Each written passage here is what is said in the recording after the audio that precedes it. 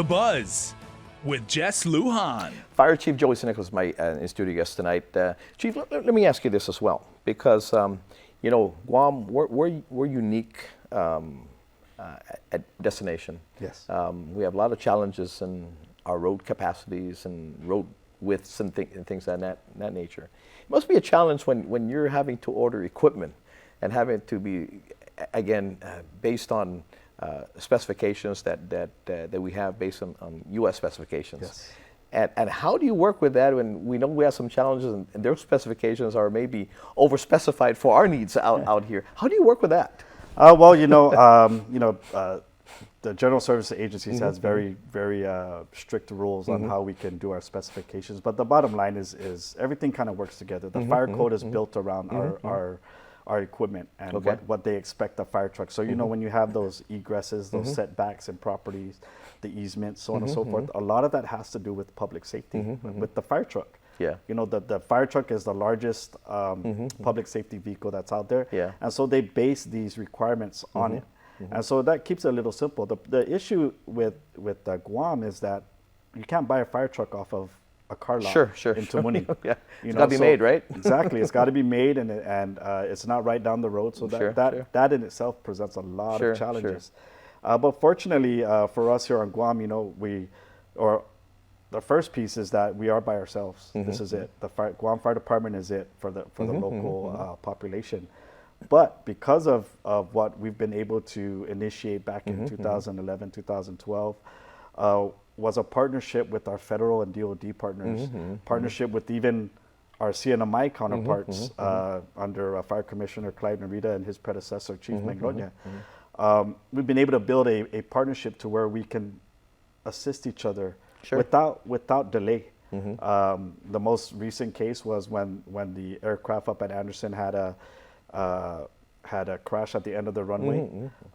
We assisted on their property, and they will do the same vice versa. They do it all the time every year for our wildland fires down in the south. You know, the Navy fire comes out, and they help us out. And up at Anderson, up at Mount Santa Rosa, Anderson comes out and helps us. So we have this mutual partnership, mutual aid, and that's all because we've been able to develop the fire service on Guam. Before that didn't happen. And so we've recognized that we are out here by ourselves, and we're only going to be able to, you know, to be successful is if we depend on each other and work with each other to make things. And I touched on that. I touched on that last week in regards to being ourselves out here. We don't have. I mean, we don't have these borders where you can call upon Saipan and they'll be here in a flash. They just drive over here. We don't have that. We don't have that. Most especially if we ever and I pray we never have to encounter this where again, you know, all our ports of entry are incapacitated. Yes. Because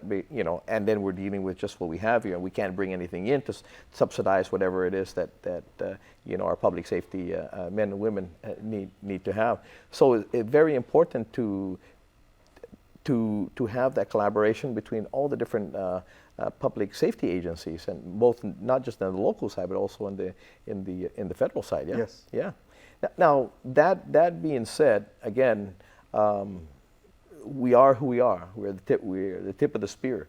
You guys have to be on your toes all the time, 24/7, constantly. We don't know. I mean, you guys must be in high alert as well when North Korea says we're going to test our missiles.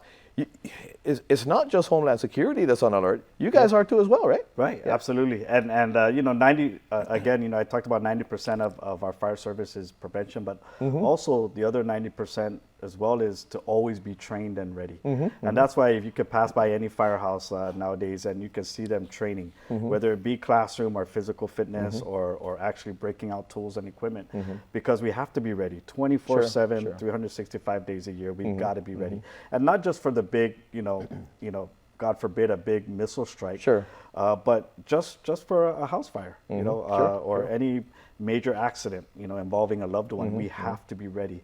And there's no excuse, because I tell you what, the people, you know, people don't really think too much about the fire service, you know, unless something happens. Yeah. I was saying earlier that we equate it to the insurance. Nobody's really too excited to buy insurance, but I tell you what, when you need it, when it's needed, you are thanking the heavens that you made that investment. I'm glad I got it. Yes, and that's what the fire service is. Yeah, It's not a cheap fire service, and it shouldn't be, because we respond to everything, everything if it's not covered. I tell you, we joke about it. Sandcastle, back when they were having a serious flooding issue, the animals in the back were near drowning. Sure. Nobody knew who to call. So they were calling us, and we're back there trying to save tigers. Save tigers.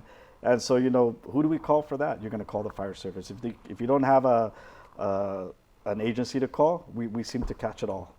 That's kind of what our saying is, right? So we're always ready for the unknown. Yeah. We're always ready for the unknown. We carry so much different types of equipment for different things that we do.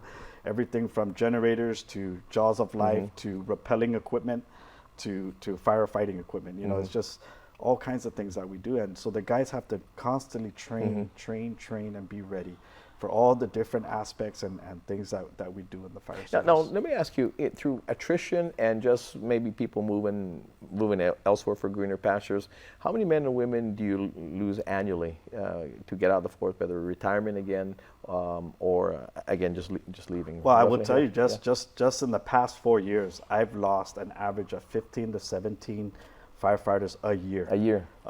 And I'm projecting another 15 to 17 this year. Just last week, I had two guys turn in their retirement papers.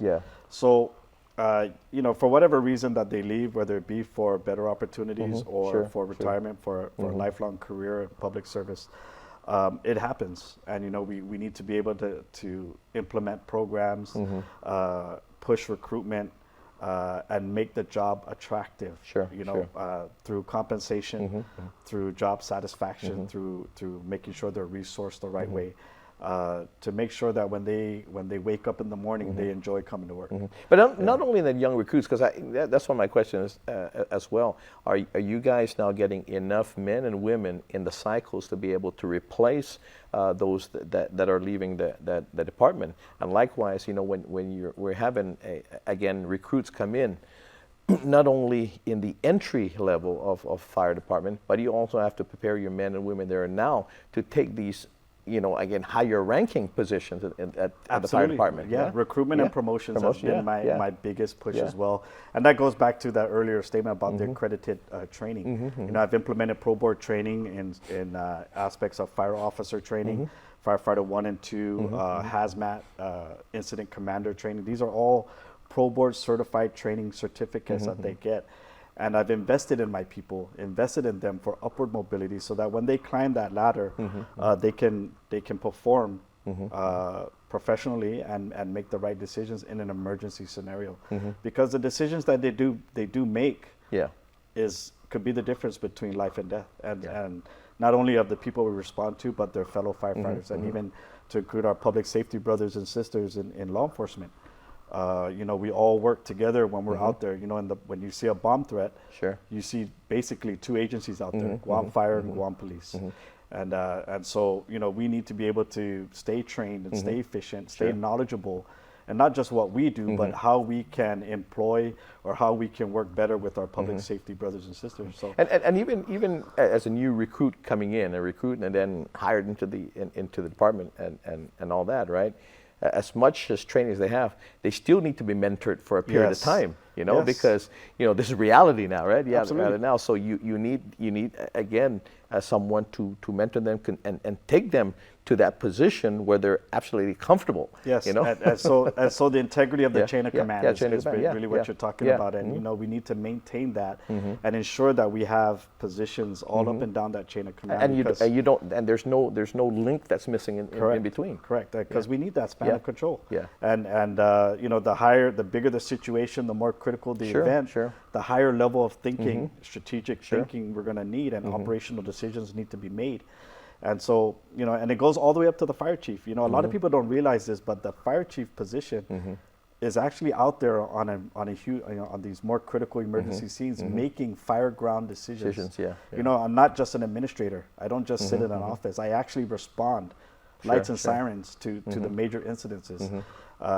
And so, you know, it's the same across the world in all the fire services. The fire chief is different. You know, just like the police chief, fire chief, and the adjutant general, we're the only three positions that require you to be a police officer, requires you to be a firefighter, or requires you to be a soldier.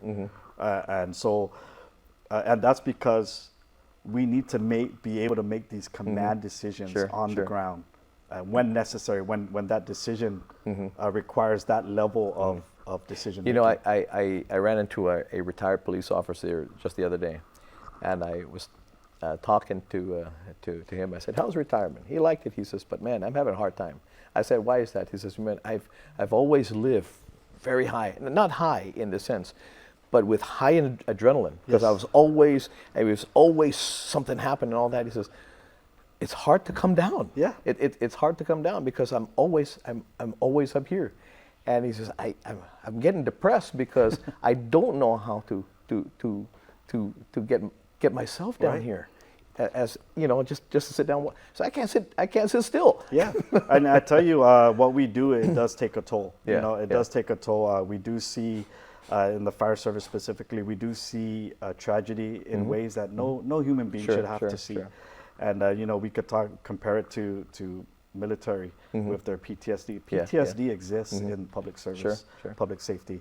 And so, you know, we do deal with those things, but it's important to have leadership in place that can identify that can develop programs to address that. Particularly in my department, I've been able to bring along chaplains to provide some counseling services to help our firefighters decompress when major incidents happen.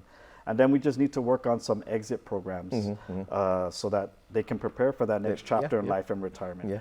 You know, my most recent retiree, Ray Garrido, great guy, great leader, supported me as my time as a fire chief, is now retired. Guess what he did? He developed a organization for retirees. He brought all these firefighters together. There you go. And now they're doing they're looking to do community projects and contribute to help out. And I tell you, we just had a little get together at EPOW to kind of celebrate it. It's beyond the honeydew duties that they have as well, right? Yes, and I tell you what, it was like they just got refreshed. There we go. And you know, that translates to their home front, you know. So there we go. It's a great program. Yeah, I got to take a quick break.